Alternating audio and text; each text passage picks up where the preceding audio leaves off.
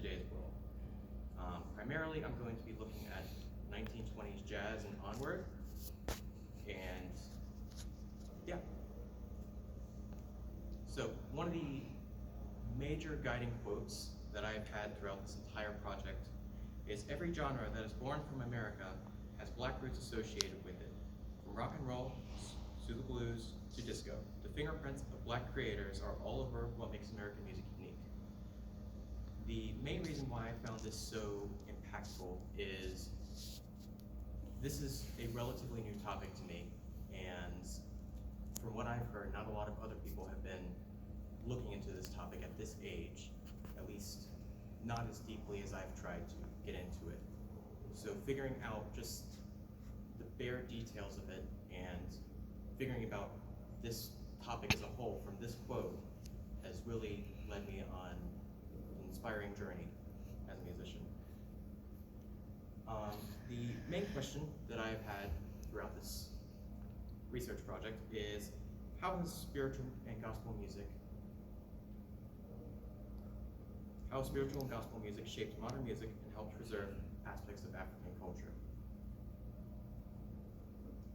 So there are a couple main points I would like to make. The first one is that there have been many attempts to both appropriate and assimilate African culture into what we now see as the American culture.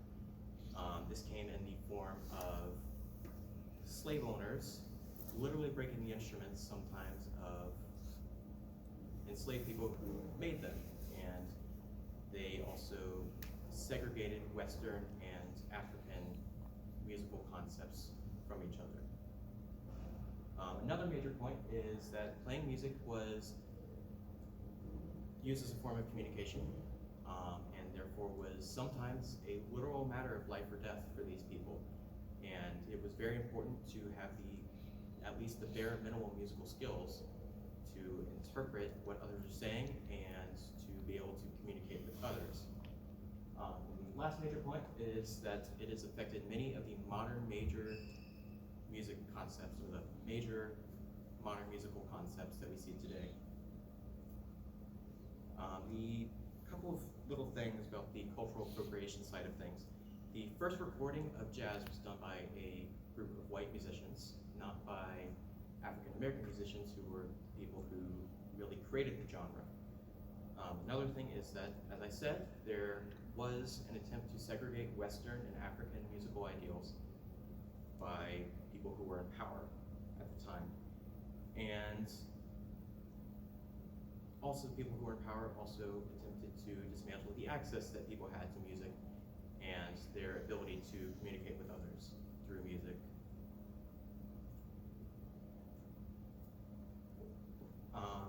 Creole languages are something that I find very interesting, being someone who's very invested in the language aspect of Global Studies and World Languages Academy. Creole languages are a fusion of different languages to create new languages. Down in the South, I'm from New Orleans, and my whole family's from New Orleans, and we call it Cajun speak, but it's sometimes a mix of French and English between different words, and it's just awesome to see that this was not just in a local New Orleans area, but this was also widespread throughout the various locations around the US. Another thing that they did was they made instruments to communicate, as I stated previously, and this came in the form of drums, it came in the form of flutes, and other easy to make instruments. While they weren't as modern as those drums per se, or they didn't have the exact manufacturing capabilities of today, they got the job done, and they helped these people who have been suppressed by slave owners and people in power they let them begin to express themselves more openly through music. And this also came in the form of sharing their experiences through generations, which most of the work songs that we think of today are stories, actual stories from people.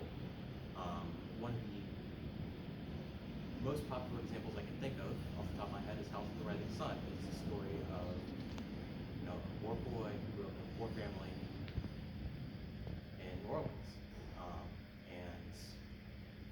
getting to hear these stories 200 plus years later and trying to look back at them through a modern lens is very interesting to me, and that's been something that's also really helped in this project.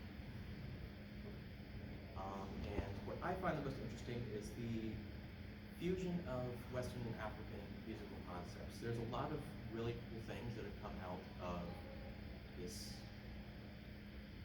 200-year period.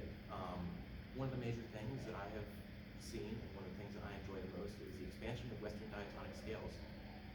So instead of Western classical major, minor scales, we have things now like the blues scale, major and minor. And there's a large emphasis on the pentatonic scale and other modes of music that aren't really, or weren't really seen as popular back then.